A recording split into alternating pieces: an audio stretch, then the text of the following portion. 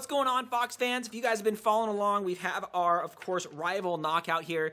If you guys are curious, check out the video over there where we kind of went over the overview of some of these kind of cool tips that you can stick on these. And these are super cheap. You can get them off Etsy. You can get the kind of the stock barrel here, which just lets you shoot the normal Rival rounds out of. Or you can get kind of the one that shoots the mini darts out of it. Well, this can shoot regular darts out of it, but if you do have the mini dart upgrade that we've done, right, we'll put it up there on the screen somewhere. If you have the mini dart upgrade, you could actually upgrade this to shoot the mini darts with this front, and not have a front like this. Completely up to you. If I would have known this was there, I probably wouldn't have gone that. I would have just used one of these on the top. But since this was already done, I figured, hey, you know what? This thing's already shooting, 140 FPS. We might as well just keep it and kind of modify this X100 with this tip, small dart upgrade, and remove this here. Because if you're shooting the small darts, right, we don't need this front right here. And this pretty much just includes, just dremeling that whole piece out. So if you guys haven't already, follow along. And pretty much this, you guys already know this, right? This is pretty much just the outer shell. Nothing too fancy. It's going to look something like this. There's a few things we need to do. Again, we already went over a lot of this, but we were going to go over it again and kind of go over this whole thing here. First things first is we're going to remove the air restrictor / ball detent, and that's this here, right? Right, nothing too difficult. The only tricky part about this is the casing that fits around it. So you see that piece that, like, it looks like a triangle right there, a flux capacitor? That's the piece that is hard to get out of there. So, if you can get it all in one piece, good for you. That usually happens. I usually have this right here, and then I'm able to usually wrench some of these out. And if you want to, again, if you want to not edit and remove the air restrictor, that is perfectly fine. That is completely your choice. But I like to get these out of here to give maximum flow, right? And so this is what always happens with mine, is they get kind of stuck in there. You guys can kind of see that. It gets kind of stuck in there. And then you kind of have this ring, right? You see that ring in there? And that's fine, but I like to get that out of there. So what tends to happen here is you tend to warp this a little bit. That's fine. As long as there's a seal there, I'm perfectly fine. So usually I have to dig this down in there. And you see that? Oh, man. This is always... There we go. So I got a piece of it out of there. There we go. That's always the toughest part, is to get this inner seal, or get that inner seal out of there. There we go. Almost out. There we go. Okay. So, much better. Take a look-see.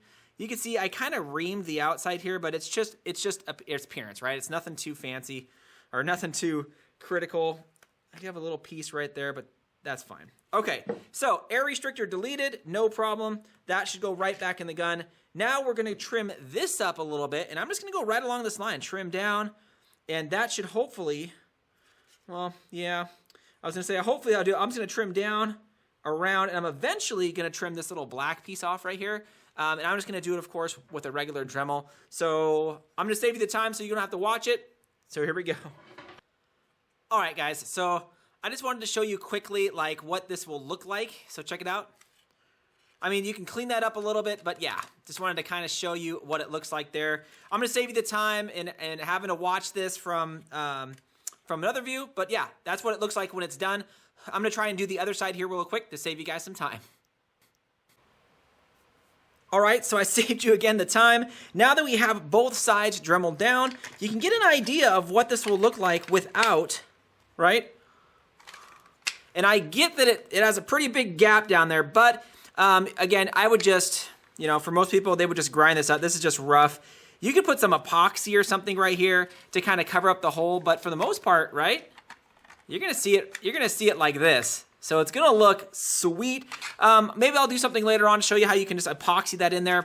But that's what it looks like without it, kind of drilling that, kind of hammering that off there. And again, you can use a little file or something like that to kind of, get that done. So next things next is to drill or Dremel these sides out so the whole breech goes forward. All right, so there you go. Look at that, not too bad. I mean, you can go back in there with this and kind of just smooth it all out. But for the most part, just take off those little nubs so the whole slider piece can go forward. You don't need to do this, of course, if you decide to shoot your normal rival rounds, but we are gonna go with a small dart conversion. All right, guys, so now that we have this all done and all cleaned up, now we can start cutting our brass breech. Again, if you guys are curious on where to get these in roughly the lengths, we did a whole video on it. You can pick up foot-long sections of both the sleeve and as well as the inner breech for like $6 on Amazon. So roughly what I do is cut about 5.5 inches of this. You can just set it back here, and what you want to do is just roughly kind of just get it so it's set it back and get an idea of where this should open. And I just usually mark it like this. So you have an idea of where to cut, and you're gonna wanna cut probably about half of that away. So put a cut there, and a cut across. And it's okay if you kind of, make it a little jagged, it's okay, because the outer breech is gonna sleeve over that, and that piece is just, a single piece. So let's do that, let's cut this.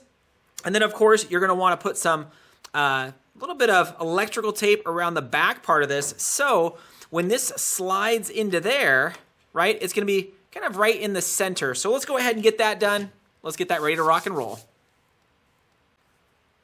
Just to kind of catch up here. So you could see, I mean, we've been wrapping this tape around it, and just to double check, I mean, it's almost there. There's not a special number of wraps you gotta do. Again, we got this tape off of Amazon, so, I'm like 16 wraps around. And then I'm gonna put a little bit of glue on this just to make sure that when it shoots, it doesn't come apart. So you can just kind of do it like this. Let's kind of see where we're at right now. So I know that looking at it, it's probably getting close. Nope, yeah, I got a little too much, so I'm gonna take off 1 or 2 wraps and get a little bit better of a fit. All right, guys, so once that we've kind of put the plunger, the inner tube all the way in there, you can see I made sure that it was really back far in there. You are gonna notice there is this, right at the top, there's like this little notch. You can almost see it. Actually, let me see if I can get it in there. You'll see it's like a little plastic little piece. You can see if you could scrape that out, or you can just put a little bit of a line on the top of your, kind of the little, oh geez, the electrical tape here to kind of get it really to seat in there. So now that it's in there, you can kind of mark this about, where you want to cut the opening. So you can just kind of mark it, get a good idea of where it should be. So I don't know, somewhere like right in there. Somewhere right there. Okay, so now you can cut that piece, right? And this one's a little bit more difficult, so you can cut this piece and we'll show you how the sliding piece kind of goes over. So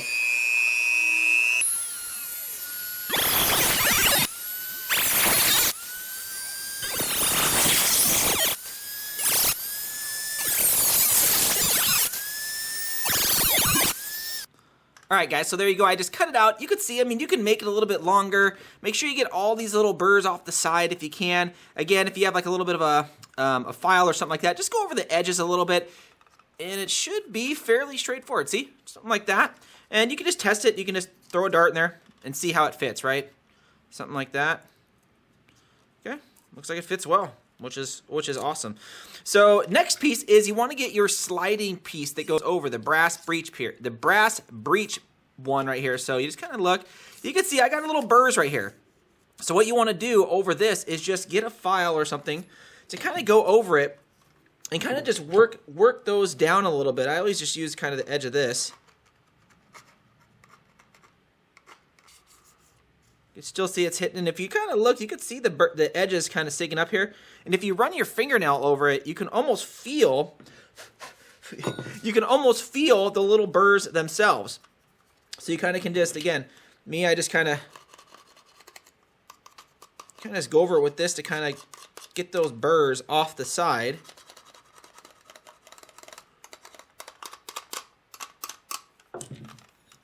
Test it again. Getting better. Still right there. You can still feel it. But the next part is super simple. I mean, really, you just want enough of this that's gonna fit inside this barrel here, so that when you slide it back, it covers up. So you can cut it like right here, really kind of up to you. It's going to fit inside. What's nice, it's going to fit inside this nicely. See that? Maybe with one wrap of the stuff, it's going to fit in there super nice. So yeah, so let's just keep moving along. And then as soon as it'll start sliding on nice. And then overuse, right? It'll start sliding out super nice. Main point is try and get it as well as you can there, right? Not too bad. You know, it doesn't need to be all the way out on the end of the barrel. It needs to be a little bit inside. It doesn't, you know, again, you got this whole inner tube here. So, right? I mean, well, whoa. You got this whole inner tube here, which is going to sit on. So we can kind of see this. It's going to be sitting on like something like that. So if we kind of look at this. So it's going to be sitting on there pretty well. So you don't need to do a lot of this. I mean, again, probably even half of what I did. So I'm deciding to cut mine like right here. And then I'm going to try and put a little piece around it so it sits flush in this so it moves back and forth. So let's try that out. Let's cut this real quick. All right, so there we go, guys. I cut this little piece. Again, not the best. You can, you know, file it off. I just want to make sure it works. So it slides on great. Make sure that it locks on the back. That's about it. So now we can kind of test this. Kind of see where this is about. So, okay. So not too bad. Our extra barrel is all the way at the end. So now you guys got an idea of how it's going to look. So not too bad. So I wish I could make this just a little bit smoother. So what I've been doing to make this a little bit smoother is I kind of get this because it's shaped like a cone. And I just want to just open that end up just a little bit to make it a little bit wider, you know, from my rough cuts back here. Typically, right, this piece here will sit inside here, right? Usually we use some type of pipe or something like that. So, but we don't need to do that because we have the actual sleeve. So what we want to do on this sleeve is we want to figure out where in this sleeve does this need to go, do we need to put it, so that it will slide on that breech, right? So I'm thinking,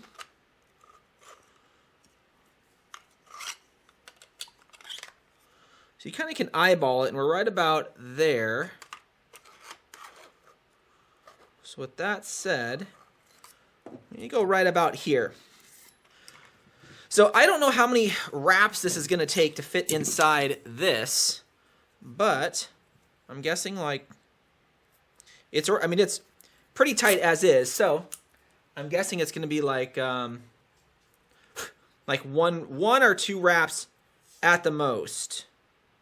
I don't even think one is going to fit in here, guys.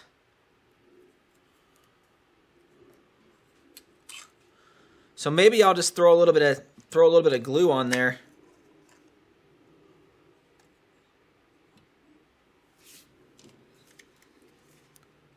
All right, guys. So you'll notice the inner breech here. Again, you want to put it somewhere right about there-ish, somewhere right about there. So you have enough room because it's going to go back to like right there, or maybe like right there. So you want to give it enough room so it's not in the way when it comes out. So the thing is see how, I mean, that's pretty much a direct fit. So I'm going to put a little bit of glue on the outside of this, some Gorilla Glue. Let this thing sit so it'll actually be in there nicely. So I want to make sure we're on the right, make sure we're on the right mark here.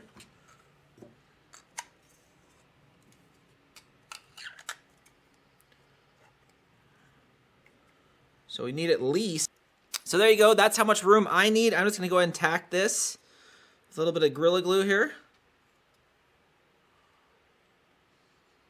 All right, and I'll let that sit for a little bit, and then we should be back in business. Some people, again, will Gorilla Glue this here. I'll probably do a little bit of it just to